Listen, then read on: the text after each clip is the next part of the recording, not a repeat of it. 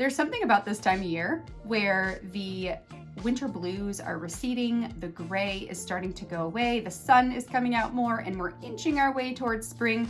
That makes me desire to have as many plants in my life as humanly possible. I love houseplants. I love collecting houseplants. I love taking care of my houseplants. And I figured, why not bring houseplants into my March daily journal for 2023?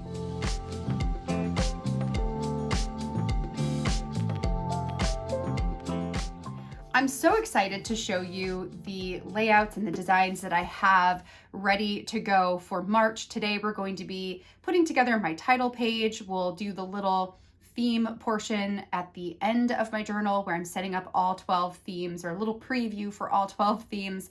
And I'll also flip through the sketches for the remainder of the month, my weekly spreads, which I put together every week over on Instagram. Before we get into March though, I first am ready and excited to share with you a flip through of my January layouts. January was a 1920s Art Deco theme. I have all of the layouts penned in and ready to share. And I love, love, love taking a look back through journals and seeing them after the pen. I feel like it gives them just this extra specialness about them. So I'm going to share my January pages with you today, and then we're going to jump into the March setup. I hope you're ready. Grab your cup of coffee or cup of tea or pop or whatever it is that you drink, and let's get started. I love seeing these journals after the pen. I feel like there's something really special about seeing how the different spaces are filled in with all of the words. And so as I complete each of the months, I will share a flip through, talk a little bit more about the individual pages, especially the weekly pages that I don't have on YouTube. If you are interested in seeing those layouts created, I share those in some quick reels over on my Instagram page. So January's theme was 1920s Art Deco. I loved this theme for a couple of different reasons. Although the layouts themselves are extremely tedious to put together, really, the art is not that complicated since it's just drawing a bunch of lines on a page. I also wanted to have gold included in all of my pages. I don't own any kind of gold paint or a gold ink that I super love or a gold gel pen or anything like that. The only thing gold I have in my stash that I thought would make the biggest impact on my pages was embossing powder. So I decided to go ahead and heat emboss using stamps, my embossing ink, and then the gold embossing powder to create the gold that you see here. It does give it a little bit of a raised textured feel, which I think is so cool on the layouts themselves. The title page was the only page that you saw come together here on YouTube, and I will link that video up at the eye if you would like to go back and see this one come together. Then we get into the weekly spreads. This was week 1. I document my weeks from Monday to Sunday, and since this week started on a Sunday, that meant that the very first week of the year technically only had one day. So I chose to actually take this week and put all of these different boxes with journaling prompts just for the 1st of January. I could have gone ahead and put this day in with my first week and just had 8 sections for journaling for that week, but ultimately I thought that I could probably journal plenty to fill in all of the space in terms of goals for the year and my word for the year and all of those different things.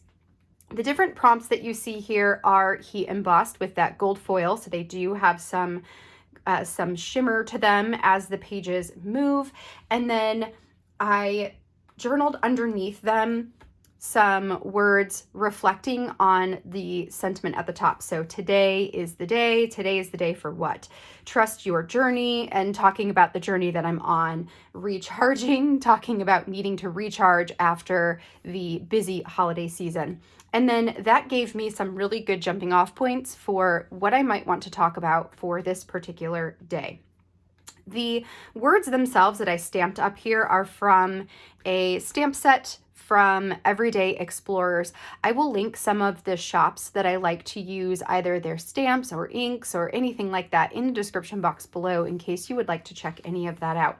For the design of this one, I just wanted to go with a variety of Art Deco types of frames, and I think it looks so cool. This next layout here was inspired by a piece of artwork that I found when I looked up 1920s Art Deco inspired art, which is one of the things I love to do when I'm trying to decide how I want to design a page. I don't just look at other people's bullet journals to get ideas. I also go and I look at wall art, and I look at furniture, and I look at, what do I say, like art inspired by the time that you would purchase for your home, those types of places for me to also find inspiration for my pages. This was a piece of art where it was this very light wood done in these kind of wonky looking boxes, and I thought that would be perfect for adding in some journaling. This week goes from the 2nd to the 8th of January. I did go ahead and once again heat emboss with that gold embossing powder my days of the week and the dates of the week. Throughout this, you are going to see some of this gold foil washi tape that I have covering up some of my journaling. This is my personal journal, and I try not to hold back on what I add into the journal. So when I have hard days, when I have things that are frustrating to me, this is a really good therapeutic way for me to get those thoughts out of my mind and onto the paper. So when you see this washi tape here, just know that that's some stuff that's a little bit more personal that I don't really want to share for everyone to see. It's mostly just for me, but for the most part, everything is visible because most of it is nothing that dramatic at all. So there we go. There is the first official week 1. Then we go to week 2. This piece was inspired by a mirror that I found that was inspired by the 1920s Art Deco era. It had the mirror here in the middle, and then it was a bunch of different wires that created these, interlaced hexagons and squares, and then it almost looks like a starburst in the middle. I thought it was so pretty and could be this awesome feature piece in the middle of my page, and then I could add my journaling to the outside of it here. My next layout is a different version of the boxes from the beginning. So for these boxes, I wanted them to be more vertical. These boxes, I wanted to be more horizontal. I really love the way that all of these Art Deco boxes turned out. They were extremely tedious. I'm not going to lie. They took me forever to put together, but you just can't beat the way that they look here in the end. I think it's just so super cool. Week 4 was another layout designed after a art piece that I found. This time it was a bunch of different squares or rectangles that were connected together and then hung on the wall. I can't remember if it was intended for holding photos or if it had mirrors in all of them. It might have been all mirrors, but I really loved the design of it. I decided to bring in some of those brown tones similar to this page back here, since the original pieces were wood, and I think it turned out really cool. I also really loved mixing in some different fonts to designate the days of the week. This one is a lined font from Ali Edwards, and I think it has that same kind of feel as this Art Deco era feel as well. And then the very last week of the month just had Monday and Tuesday. So I end at the 31st, and then we go to February, and then February starts with the 1st. So for this one, I had a lot more space to add words in, and I can write as long as I want to write, or I can also be brief and put more of the facts and less of the feelings into my journaling. Like for instance, right here, this journaling is a lot more brief than say this journaling here, where I definitely journaled out a bunch of feelings that day. So, it just is what it is. The piece here in the middle was yet again inspired by a mirror that was inspired by the Art Deco era. The mirror itself had a lot more of the petals interweaved in between them, and I I debated adding more lines in there because I think that would have brought it to another level. But at the same time, I was kind of tired of all the line work by the end of this month. And so I just left it as it is and called it a day. So there we go. There is the flip through of my January pages. I think it turned out so cool. And I love having the space to go in each day at the end of the day and just write a couple of words, a couple of sentences, or, half a page if I feel like it, of what happened during that day. All right, so let's go ahead, flip over to March and get started putting together this month's theme. Just like in my other monthly setups, I'm beginning in the back of my notebook where I'm putting together a sneak peek of my monthly theme. This is a page that I'm filling out each month, and by the time we get to the end of this journal, it will be an entire page filled with the themes that I worked with this year. This is one of my favorite parts of the process, putting them all together. I can't wait to see how it looks when we get to the end. One of the things I love about having this little preview is the ability to add in all of the different colors I would like to use throughout the month. Then I don't have to always have those same colors pulled out because I've got the samples and the numbers written down in the color swatching area. So when I pull my notebook out to put together my weekly spread, I can then go back into my pens or my markers and pull out the correct ones that match the monthly theme. The colors that I'm using this time are a combination of 4 different greens, all Tombow dual brush pens. I have number 158, number 192, number 126, and number 177. Then I have pulled out 2 different browns, number 977 and 992, 2 different grays, number N65 and N77, and then I have a yellow Crayola Super Tip and the gold mild liner. And that's going to be the color palette I will primarily be using for these different layouts.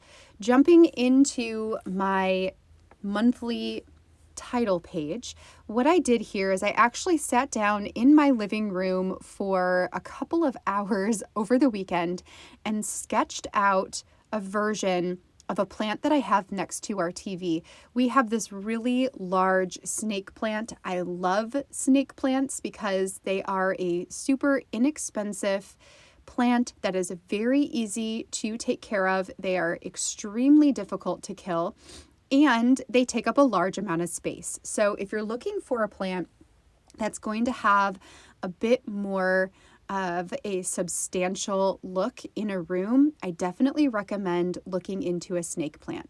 They also have a lot of color variation in them, which gives them this great depth to all of the different leaves that you will see, or the spokes that come out, right?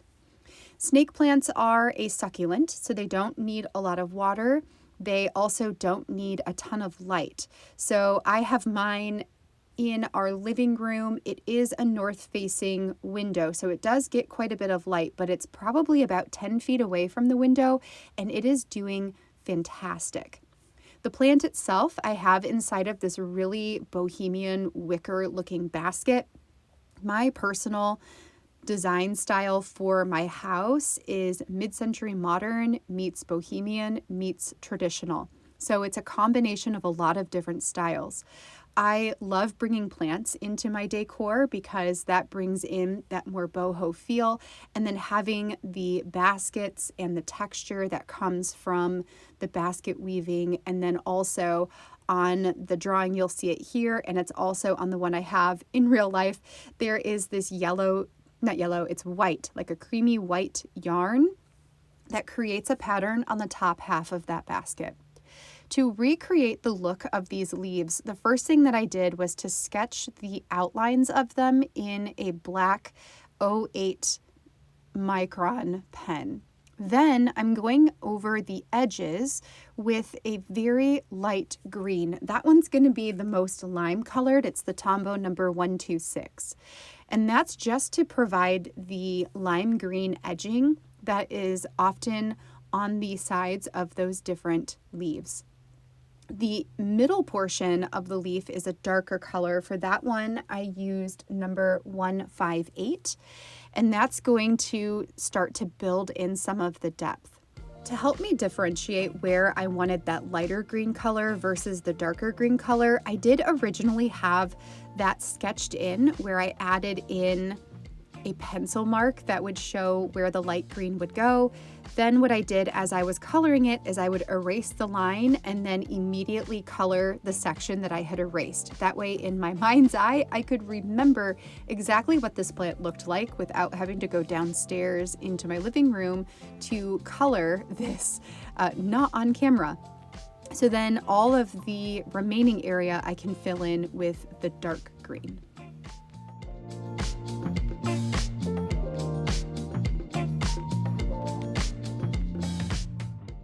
After finishing those leaves, I'm going to go ahead and let the color sit and dry for just a minute before adding on some additional layers of green on top.